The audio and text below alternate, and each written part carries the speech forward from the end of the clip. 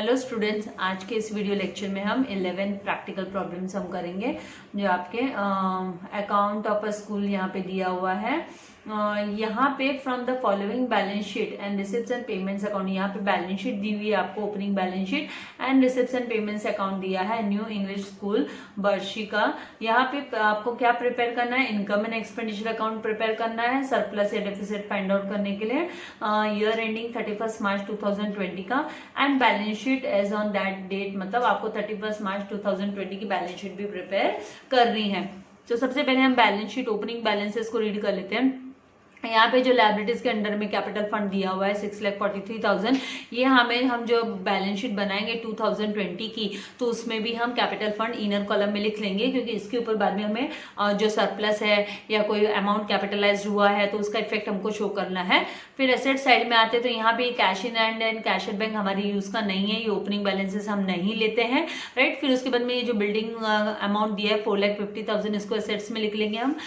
जो 2020 की balance sheet बनाएंगे उसमें भी फर्नीचर को भी 72,000 न्यू बैलेंस शीट जो बनाएंगे 2020 की उसमें लिख लेंगे। देन लाइब्रेरी बुक्स को भी एसेट्स के अंडर में बैलेंस शीट में लिख लेंगे, एंड कंप्यूटर लेबोरेटरी को भी हम बैलेंस शीट में लिख लेंगे। अभी आगे देखते हैं, यहाँ पे रिसिप्ट्स एंड पेमेंट्स अकाउंट जो दिया है 2020 का, उसमें ये सबसे पहले रिसिप्ट्स के अंडर में यहाँ पे cash in hand and cash at bank दिया है, वो हमें नहीं लेना है, वो ओपनिंग है, हम ओपनिंग अमाउंट को नहीं लेते हैं।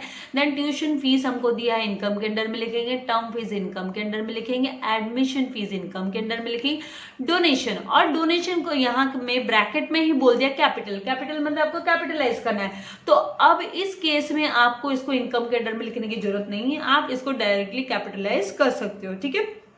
फिर नेक्स्ट दिया इंटरेस्ट रिसिप्ट, इसको इनकम के अंडर में लिखेंगे, गवर्नमेंट ग्रांट रेवेन्यू इसको इनकम के अंडर में लिखेंगे। देन रिसिप्ट्स दिया है और इसको भी हम इनकम के अंडर में लिखेंगे। तो हमने रिसिप्ट साइड रीड किया, अब हम रीड करते हैं पेमेंट साइड। पेमेंट साइड में सबसे पहले सैलरी दिया है, सैलरी को हम एक्सपेंडिचर के अंडर में लिखेंगे। लाइब्रेरी बुक्स, यहाँ पे जो लाइब्रेरी बुक्स दिख रही है ये आपका क्या है, एसेट्स है, नए बुक्स परचेस हुए हैं लाइब्रेरी के लिए, तो इसको हम एसेट्स के अंडर में जो हमें यहाँ पे लाइब्रेरी बुक्स दी है 45,000 की, उसमें 14,000 हम ऐड कर लेंगे। नेक्स्ट हमको दिया है ऑफिस रेंट, इसको एक्सपेंडिचर के अंडर में लिखेंगे। प्रिंटिंग एंड स्टेशनरी को एक्सपेंडिचर के अंडर में लिखेंगे।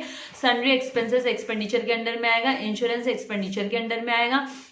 देन यहाँ पे स्पोर्ट्स एक्सपेंसेस एक्सपेंडिचर के अंडर में लिखेंगे। एनुअल गैदरिंग एक्सपेंसेस एक्सपेंडिचर के अंडर में लिखेंगे। ये जो फर्नीचर दिया हुआ है 50,000, ये एसेट्स के अंडर में लिखेंगे। तो ये वाला जो फर्नीचर जो आपको पेमेंट्स के अंडर में दिया हुआ है, ये न्यू परचेस है फर्नीचर का, तो यहाँ पे जो फर्नीचर का 72,000 अमाउंट दिया है, इसमें हम ये जो 50,000 है वो ऐड करेंगे। फिर नेक्स्ट यहाँ पे रिपेयर्स दिया 15,000, ये एक्सपेंडिचर के अंडर में लिखेंगे। और ये जो कैश बैलेंस कैरिड डाउन, ये जो बाय बैलेंस कैरिड डाउन है, cash in hand and cash at bank, इस अमाउंट को हम लेते हैं और इसको हम एसेट्स के अंडर में लिखेंगे। हम ये हमारा क्लोजिंग अमाउंट होता है, मतलब ईयर एंड हुआ 2020 को, मार्च 2020 को, तब ये हाथ में कैश था और बैंक में इतना बैलेंस था, तो ये हमें लेना है बैलेंस शीट बनाने के लिए, ठीक है। फिर यहाँ पे आते हैं एडिशनल इन्फॉर्मेशन में, आपको दिया आउटस्टैंडिंग सैलरी ऑफ ₹9,000 की आउटस्टैंडिंग सैलरी दी है। तो यहाँ पे ये जो आउटस्टैंडिंग सैलरी 9,000 है वो आपको ऐड करना है सैलरीज में। तो सैलरी के अमाउंट को आप इनर कॉलम में लिखोगे और 9,000 को इसमें ऐड करोगे तो 99,000 हो जाएगा। और इस आउटस्टैंडिंग सैलरी का सेकंड इफेक्ट हम बैलेंस शीट में लायबिलिटीज के अंदर में शो करेंगे। देन नेक्स्ट आपको दिया आउटस्टैंडिंग ट्यूशन फीस। तो यहाँ पे ये जो ट्यूशन फीस का अमाउंट आपको दिया है यहाँ पे रिसिप्ट्स के अंडर में, जब आप इसको इनकम के अंडर में लिखोगे बाय ट्यूशन फीस, तो इसको इनर कॉलम में अमाउंट लिख लेना है आपको और इसमें ऐड करना है आपको ट्यूशन फीस। ये आपको रिसीव होने वाला है फ्यूचर में, इसीलिए आपको इस आउटस्टैंडिंग का इफेक्ट एसेट्स के अंडर में भी दिखाना है 15,000 का ट्यूशन फीस का। फिर नेक्स्ट आपको दिया डेप्रिशिएट लाइब्रेरी बुक्स बाय 9,000। तो लाइब्रेरी बुक्स ये जो आपको यहाँ पे पेमेंट्स के अंडर में लाइब्रेरी बुक्स दे 14,000 प्लस ये जो है ना बैलेंस शीट में ये जो दिया है 45,000, इन दोनों को टोटल करने के बाद में जो आपको 59,000 आएगा, उसके बाद में आपको यहाँ से लाइब्रेरी बुक्स में से 9,000 माइनस कर देना है। और फिर ये जो 9,000 का जो डिप्रिसिएशन है वो आपको इसमें एक्सपेंडिचर के अंडर में भी दिखाना है। ये नॉन कैश एक्सपेंडिचर है, लेकिन इसको एक्सपेंडिचर के अंडर में हम दिखाएंगे।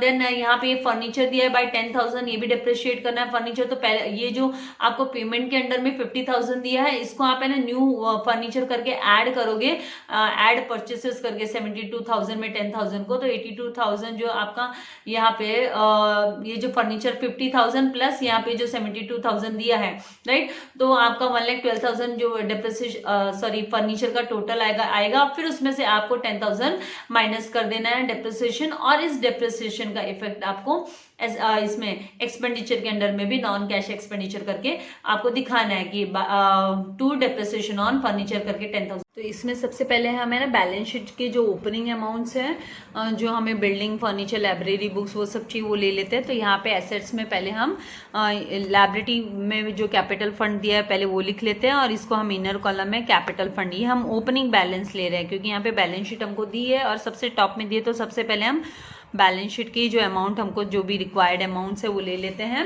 As per the rule. और यहाँ पे एसेट्स के अंडर में हमको cash in hand and cash at bank तो नहीं लेना है, लेकिन हम है ना यहाँ पे बिल्डिंग जो हमें दिया हुआ है बिल्डिंग, उसका बिल्डिंग का अमाउंट लेंगे। और हमने मार्किंग मतलब अभी हार्ड कॉपी नहीं है, लेकिन हमको पता है कि बिल्डिंग पे कोई डेप्रिसिएशन वगैरह नहीं है, तो बिल्डिंग के अमाउंट को हम आउटर कॉलम में डायरेक्ट लिख सकते हैं। तो यहाँ पे बिल्डिंग करके और आउटर कॉलम में इसका जो 4,50,000 दिया है वो इस तरीके से हम रिकॉर्ड कर लेंगे, 4,50,000 ये हो गया। फिर नेक्स्ट ये ना यहाँ पे फर्नीचर दिया हुआ है, तो फर्नीचर में न्यू एडिशंस भी है, हमको पता है फर्नीचर, ठीक है। फर्नीचर यहाँ पे मैं ओल्ड प्लस न्यू लिख लेती हूँ, वो टोटल भी आप है ना यहाँ पे ले सकते हो। तो यहाँ पे ये जो फर्नीचर का 72,000 दिया है वो ओल्ड बैलेंस हुआ, और है ना हमको यहाँ पे पेमेंट्स के अंडर में 50,000 दिया है। तो 72,000 प्लस 50,000 जब हम करते हैं तो 1,12,000 आता है।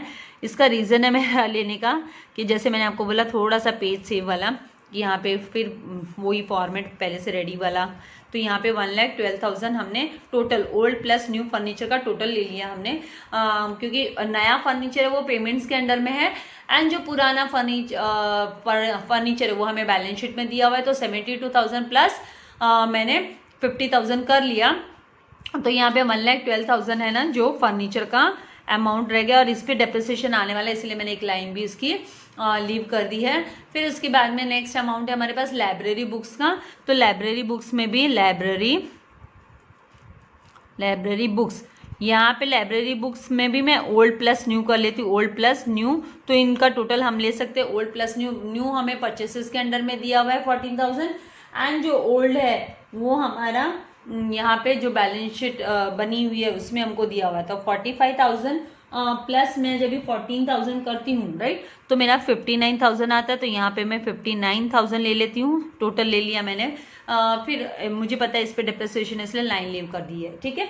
फिर उसके बाद में जो यहाँ पे दिया हुआ है कंप्यूटर लेबोरेटरी, तो कंप्यूटर लेबोरेटरी को मैं आउटर कॉलम में लिख सकती हूँ बिकॉज इस पर कोई डेप्रिसिएशन नहीं है। तो यहाँ पे कंप्यूटर लेबोरेटरी, तो ये जो अमाउंट है इसके ऊपर ना तो कोई नया परचेसेस है और ना ही यहाँ पे कोई भी दूसरा जो इफेक्ट है वो भी नहीं है। तो इस यहाँ पे लेबोरेटरी को मैं आउटर कॉलम में यहाँ पे लिख सकती हूँ। तो इसका जो अमाउंट 60,000 दिया है वो इस तरीके से लिख लेंगे। फिर नेक्स्ट जो दिया है वो रिसिप्शन पेमेंट्स में आते हैं। तो सबसे पहले रिसिप्ट साइड में जो यहाँ पे ट्यूशन फीस दी है, राइट, तो ट्यूशन फीस को हम बाय ट्यूशन फीस करके यहाँ पे ले लेंगे बाय ट्यूशन फीस। और हमें पता है इस पे एडजस्टमेंट है, इसमें एडजस्टमेंट है आउटस्टैंडिंग का, इसलिए ये अमाउंट को हम इनर कॉलम में 90,000 इस तरीके से लिख लेंगे। फिर जो नेक्स्ट दिया है वो है, एक लाइन लीव करेंगे, टर्म फीस दिया है। तो टर्म फीस पे कोई एडजस्टमेंट नहीं है, इसलिए बाय टर्म फीस इनकम के अंडर में लिख रहे हो आप बाय टर्म फीस, और इसको आउटर कॉलम में 3,000 आप इस तरीके से इसका शो कर दोगे, ठीक है। फिर नेक्स्ट जो दिया है आपको एडमिशन फीस, तो बाय एडमिशन फीस लिख लोगे, बाय एडमिशन फीस, और इसको आप आउटर कॉलम में लिख लोगे, इस पर भी कोई एडजस्टमेंट नहीं है। तो बाय एडमिशन फीस 12,000 ले लिए इस तरीके से। देन नेक्स्ट जो दिया है वो है डोनेशन। तो डोनेशन को यहाँ पे कैपिटल करके वर्ड यूज हो गया रिसिप्ट में। मैं जैसे बोलती हूँ जब कैपिटल वर्ड आपका रिसिप्ट में आ गया तो फिर आप उसको अगर 100% कैपिटलाइज हो तो हम डायरेक्टली उसको कैपिटल फंड में ऐड कर सकते हो। तो यहाँ पे मैं ऐड डोनेशंस डायरेक्ट मैं बैलेंस शीट में कैपिटल के अंडर में कैपिटलाइज्ड, ठीक है। मतलब उसको कैपिटल फंड के लिए यूज़ कर लिया है। और इसका जो अमाउंट दिया है कैपिटल डोनेशन का वो है 61,000, तो 61,000 और इन सब दोनों को हम टोटल करते हैं तो हमें 7,04,000 आ जाता है। ठीक है, तो इस तरीके से ये अमाउंट हो गया। फिर जो नेक्स्ट है वो इंटरेस्ट रिसीव्ड है, तो मैं बाय इंटरेस्ट रिसीव्ड लिख लेती हूँ और अमाउंट को आउटर कॉलम में bye interest received, bye interest received मैं आउटर कॉलम में 2,000 दिखा देती हूँ इस तरीके से। द नेक्स्ट जो दिया है वो गवर्नमेंट ग्रांट है, तो हम बाय गवर्नमेंट ग्रांट और आउटर कॉलम में 1,20,000, ये भी रेवेन्यू है करके ब्रैकेट में दिया ही है। फिर रिसिप्ट सन्ड्री रिसिप्ट, तो बाय सन्ड्री रिसिप्ट इस तरीके से, और उस अमाउंट को मैं आउटर कॉलम में 11,000 इस तरीके से शो कर देती हूँ। तो इस तरीके से ये अमाउंट हो गए, इनकम रिसिप्ट्स के सारे हो गए, हमने इनकम में इसको रिकॉर्ड कर लिया। अभी नेक्स्ट जो दिया है हमें पेमेंट्स दिया है, तो पेमेंट्स को हम सैलरीज को हम एक्सपेंडिचर के अंडर में टू सैलरी, और इसके ऊपर मुझे पता है एडजस्टमेंट है आउटस्टैंडिंग का, इसलिए इनर कॉलम में अमाउंट लिख लिया। देन नेक्स्ट यहाँ पे दिया लाइब्रेरी बुक्स, वो मैं पहले से 14,000 यहाँ पे ओल्ड प्लस न्यू किया था, तो मैंने 14,000 यहाँ पे 45 में जो हमें दिया हुआ था 45,000, उसमें 14,000 मैंने ऐड कर लिया था, तो 59,000 आ गया। ठीक है, फिर नेक्स्ट जो दिया है ऑफिस रेंट वो 10,000, तो मैं टू ऑफिस रेंट और इस पर कोई भी एडजस्टमेंट नहीं है, इसलिए मैं इसको आउटर कॉलम में 10,000 को शो कर देती हूँ इस तरीके से 10,000। देन नेक्स्ट मुझे यहाँ पे है प्रिंटिंग एंड स्टेशनरी हमारा, तो टू प्रिंटिंग एंड स्टेशनरी लिख लेंगे, टू प्रिंटिंग एंड स्टेशनरी, और ये अमाउंट भी हम आउटर कॉलम में ही शो कर देंगे बिकॉज इस पर भी कोई भी एडजस्टमेंट नहीं है, इसलिए जो प्रिंटिंग एंड स्टेशनरी का 22,000 है आउटर कॉलम में दिखा दिया इस तरीके से।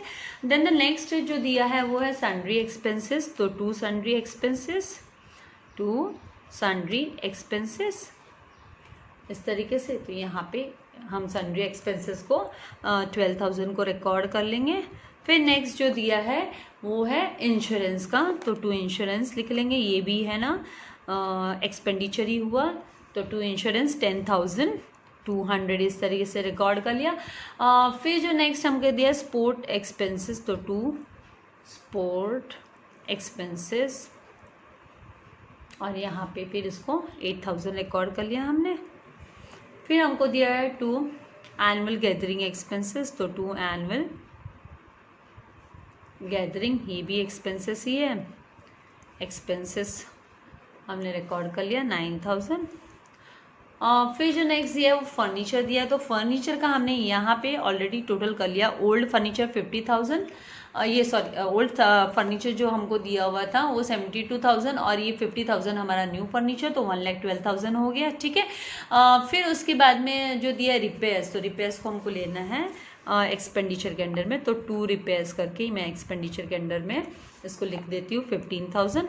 और जो नेक्स्ट अमाउंट हमें दिया है वो cash in and cash at bank है, तो उसको हमें लिखना है यहाँ पे, तो cash in hand outer column में अमाउंट लिख देती हूँ 4,800, और कैश एट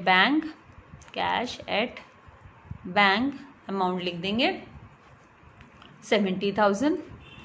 तो इस तरीके से ये अमाउंट सब हमने लिख लिया, जितने भी हमको रिसिप्ट से पेमेंट दिया था, बैलेंस शीट दिया था वो लिख लिया। अभी हम आते हैं एडजस्टमेंट्स पे, तो एडजस्टमेंट में आउटस्टैंडिंग सैलरी सबसे पहले दिया, तो ऐड आउटस्टैंडिंग सैलरी लिख देती हूँ।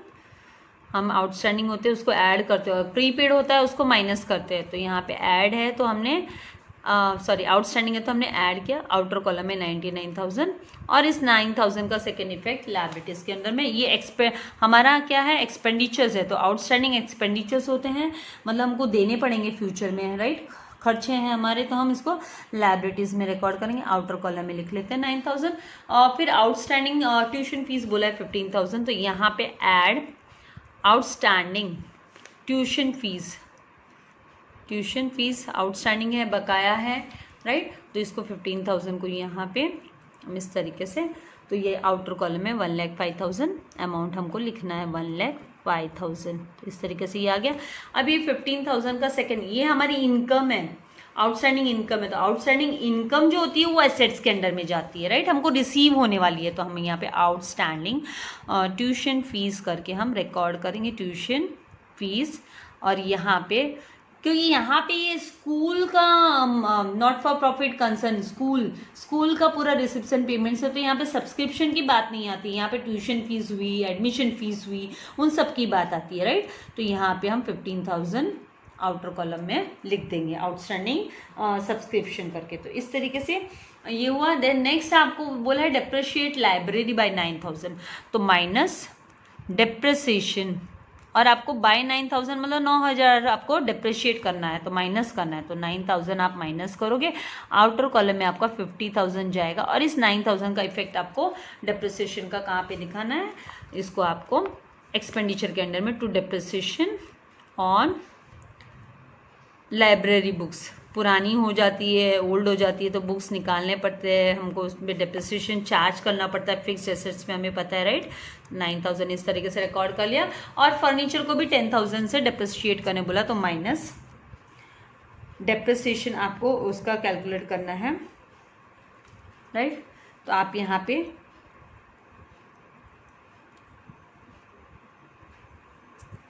ये जो हमें ना टोटल ये है ना 1,22,000 हमारा होगा। एक्चुअली 50,000 प्लस 72,000, 1,22,000 ही आना चाहिए बच्चा अमाउंट। ये 1,22,000 आपको इसको 1,22,000 करना है, बिकॉज जब हम 50,000 ये यहाँ पे जो हमने ना 50,000 प्लस हमको 72,000 टोटल हम करते हैं, तो ये 1,22,000 होना चाहिए। माइनस यहाँ पे हम डेप्रिसिएशन करेंगे, डेप्रिसिएशन हमको माइनस करना है, तो ये माइनस डेप्रिसिएशन करेंगे तो हमें 10,000 इसको डेप्रिसिएशन करना है, तो आउटर कॉलम में आपका 1,12,000 इस तरीके से आएगा, ठीक है। 1,12,000 आपका आउटर कॉलम में आएगा। तो ये जो है ना 10,000 का है, ये आपको क्या करना है, माइनस भी यहाँ से आपको क्या करना है, इस 10,000 को यहाँ पे डेप्रिसिएशन करके टू डेप्रिसिएशन ऑन फर्नीचर आपको शो करना है, डेप्रिसिएशन ऑन फर्नीचर 10,000 आपको बोला है, इसलिए इसको सेकेंड इफेक्ट हमको 10,000 का इधर दिखाना है, तो ये 10,000 हो गया। तो इस तरीके से हमारे एडजस्टमेंट के भी जितने भी थे वो हमने रिकॉर्ड कर लिए। अब हम क्या करेंगे, टोटल करेंगे। हमने सारे एडजस्टमेंट लिख लिए, सब लिख लिए, आउटर कॉलम में अमाउंट्स दिखा दिए। तो हम जब टोटल करेंगे तो हमें ये जो आपका क्रेडिट साइड है, क्रेडिट साइड का आप जब टोटल करोगे तो पहले पेंसिल से करोगे तो 2,53,000 आएगा आपका, ठीक है, 2,53,000 आएगा। और जब आप ये पूरा टोटल करके देखोगे, पूरा चेक करोगे टोटल करके, तो यहाँ पे आपको टोटल करने पे यहाँ पे 2,04,200 आएगा। यहाँ पे कितना आएगा, 2,04,200 आएगा। देखोगे कि आपका जो क्रेडिट साइड है वो 2,53,000 है और यहाँ पे आपका 2,04,200 है। तो मतलब आपका कौन सा साइड मोर है, क्रेडिट साइड। क्रेडिट साइड का जो टोटल अमाउंट है वो ज्यादा है, मतलब आपका क्रेडिट बैलेंस हो रहा है। क्या हो रहा है, क्रेडिट बैलेंस हो रहा है। आपका एक्सपेंडिचर कम है और आपकी इनकम ज्यादा है, तो मतलब आपको सरप्लस हो रहा है। तो आप क्या करोगे, ये 2,53,000 ज्यादा है, इसीलिए हम दोनों भी साइड में टोटल कॉलम के यहाँ पे जो टोटल कॉलम हम करते हैं, तो ये टोटल कॉलम के यहाँ पे हम क्या करेंगे, 2,53,000 को हम 2,53,000 को हम टोटल कॉलम में यहाँ पे इस तरीके से लिख लेंगे। और फिर उसके बाद में आप 2,53,000 में से ये जो 2,53,000 है उसमें से आप 2,04,200 जब आप माइनस करोगे, ठीक है, तो आपको 48,800 आएगा। अभी मैं यहाँ पे बता दूं माय डियर चिल्ड्रन, ये जो है ना 800 आपका जो आंसर की दिया है आपको, राइट, यहाँ पे नीचे आपके हर सम के नीचे आपको आंसर दिया सरप्लस, तो सरप्लस में वहां पे ओनली 48,000 लिखा हुआ है, तो ये 800 नहीं लिखा हुआ है, ये 800 भी आना चाहिए। तो वो है ना आपके प्रिंटिंग ये जो टाइपिंग एरर हो गया है, तो ये 48,800 होना चाहिए। तो ये आपका क्या होगा, ये आपका सरप्लस है। क्या है, सरप्लस। तो ये बैलेंसिंग फिगर है, इसलिए इसको सर्कल करके हाईलाइट भी कर दिया कि आगे आपको इस अमाउंट को लेके जाना है। फिर आप यहाँ पे 2 सरप्लस लिखोगे, 2 सरप्लस। और सरप्लस कब होता है, एक्सेस ऑफ इनकम, जब excess of income over expenditure होता है, ओवर एक्सपेंडिचर, ठीक है। इस तरीके से ये लिखने के बाद में आपको इसको 48,800 को क्या करना है, आपको प्लस करना है। 48,800 को आप यहाँ पे 48,800, ठीक है, आप सरप्लस ऐड करोगे कैपिटल फंड में, ऐड सरप्लस, इस तरीके से आप ऐड सरप्लस लिखोगे। फिर उसके बाद में आप इसका जब टोटल लोगे 008, 4 + 8 कितना होता है 12, और कैरी ओवर 1 किया, यहाँ पे आया 5 और ये 7, तो 7,52,800। जब आप इसको टोटल करोगे तो फिर आपको 008 और 2 + 9 कितना होता है 11 होता है, राइट। तो आप इधर 1 लिखोगे, कैरी ओवर आपने क्या किया 1 किया, तो 1 + 5 कितना हुआ 6 हुआ, राइट। और फिर आपका 7 एज इट इज लिखोगे तो आपको 7,61,800 आएगा। और जब आप फिर आपका एसेट साइड को जब आप टोटल करोगे, ठीक है, जब आप एसेट साइड को टोटल करते हो तो आपका एसेट साइड में भी 7,61,800 ही आएगा। आप टोटल करके देखना, चेक करना, 7,61,800 आएगा। तो इस तरीके से आज के इस वीडियो लेक्चर में हमने प्रैक्टिकल सम नंबर 11 किया, जो पेज नंबर 130 पे दिया हुआ था। उसमें एक छोटा सा खाली आपको आंसर की में आप सोचोगे 48,000 है, मिस ने तो 48,800 दिखा है। माय डियर स्टूडेंट्स, वो है ना टाइपिंग एरर है, अगर आपने उसको करेक्शन नहीं किया तो फिर बाद में आपका यहाँ पे टैली हो ही नहीं सकता। यहाँ पे आपका क्या होगा फिर 800 का डिफरेंस आएगा, क्योंकि ये साइड जब आप टोटल करोगे तो आप देखो 7,61,800 आने वाला है आपको, ठीक है, आप 7,61,800। और यहाँ पे फिर आपका क्या हो जाएगा, अगर आपने 48,000 अगर आपका आएगा ही नहीं, क्योंकि यहाँ पे ही आपका 48,800 आने वाला है, तो वो वहाँ पे जस्ट एक आपकी मिस्टेक है, तो उसको देख के डरना नहीं है, वो टाइपिंग मिस्टेक हो जाती है। तो यहाँ पे क्योंकि कभी कभी हम भी तो लिखने के टाइम पे कुछ तो मिस्टेक कर देते, राइट। तो आपको करेक्शन ध्यान से, मतलब ये 48,800 लेते हुए जब आप सम करोगे तो फिर आपका ये टैली हो ही जाने वाला है। सो आई होप आपको कॉन्सेप्ट्स क्लियर हो गए। अगर नहीं हुए तो आप मुझे कमेंट बॉक्स में जाके लिख सकते हो। और सबसे पहले आपको चैनल को सब्सक्राइब करना है, अगर आपने अभी तक सब्सक्राइब नहीं किया तो सब्सक्राइब कीजिए। अपने फ्रेंड्स एंड रिलेटिव्स के साथ में लिंक को शेयर कीजिए, ज़्यादा से ज़्यादा लोगों से शेयर कीजिए, और लाइक करना मत भूलिएगा, और नोटिफिकेशन के लिए बेल आइकॉन बटन जरूर प्रेस कीजिएगा। Thank you very much. God bless you all dear students.